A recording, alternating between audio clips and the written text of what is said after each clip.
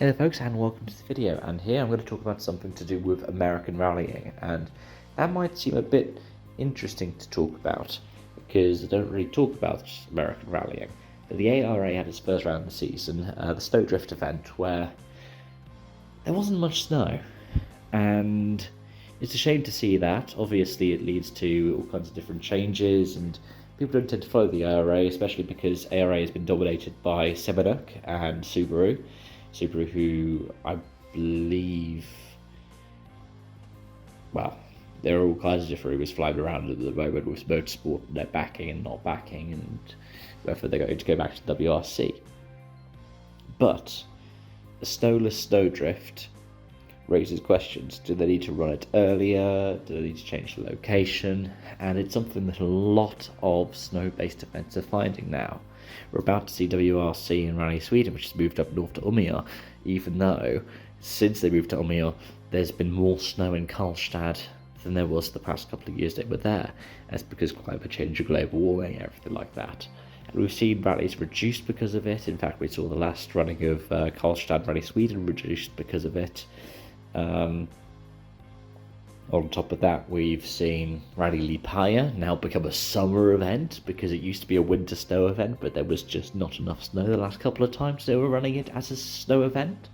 So now have to run it as a summer event, which means it's a lot more like Estonia, it's a lot more like Poland, it's a lot more like Finland. And it's a shame because it took away a bit of character with that. The Yara Rally, for example, has had more snow now this season, and that's really made it a lot more like the historic event. Monte Carlo has always historically been a bit hit or miss. Depends on where they're basing it out of. But let's bring it back into Snowdrift. That's another one which is fully based around snow. Does that mean the AR have to start earlier, or does it mean the Snowdrift has to run earlier or later in the year to guarantee more snow? Possibly. But the organisers need to find other ways to accommodate it. I think that's the same thing with the WRC. If you're aware that these places, because of climate change, are more likely to be affected by inclement weather, find more ways to support it.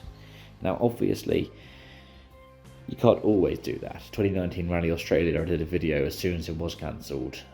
Pulling my video, I think they'd gone out that day and going, okay, this is my video for the day now.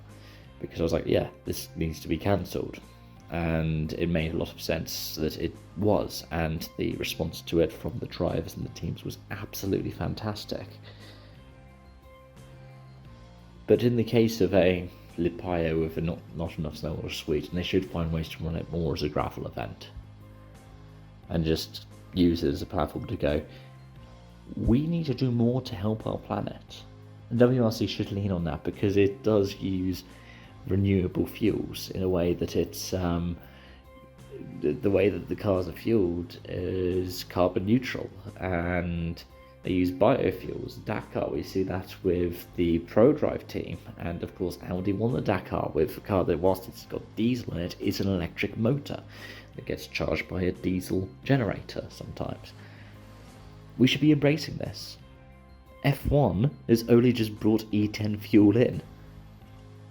And yet, in the off-road scene, we've seen all of this stuff happening for a while, to the point that World RX is now going to have biofuel running alongside the electric stuff.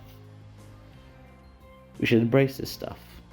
We should go, yes, climate change is real, and this is how we're dealing with it, because that would be fantastic. And we should also have contingencies in place so it's another thing like what's happened to Snowdrift doesn't happen again. Let me know your thoughts in the comment section down below. Thank you so much for watching. Hope to see you again soon. Bye for now.